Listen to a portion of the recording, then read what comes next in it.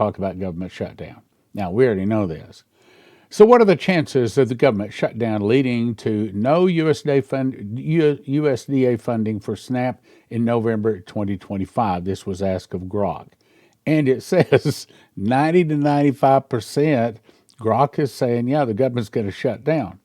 Spikes in theft or opportunistic unrests, especially if tried in broader grievances like immigration raids. In other words, even Grok is saying, yeah, trouble is coming.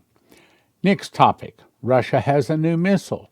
Now, I'm going to read this, but then I'm going to summarize about 3 different articles that will help you to understand what it is. Russia has just unveiled a new superweapon, which has the potential to change everything.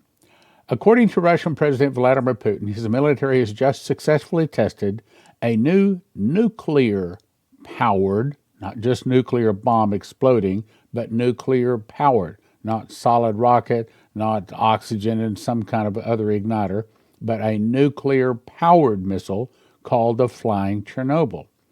The Barushevnik looks like a normal missile, but inside it has a compact nuclear reactor, which could allow it to remain in the air for weeks or even months without refueling. Now, let me explain. I'm no expert. I'm not a military guy, and I certainly don't know anything about missiles. But I do know how jet engines work.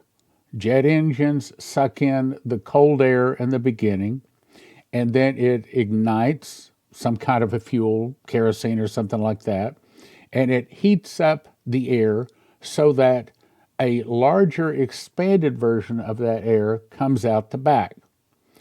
In other words, cold air in the front and then hot air squirts out the back.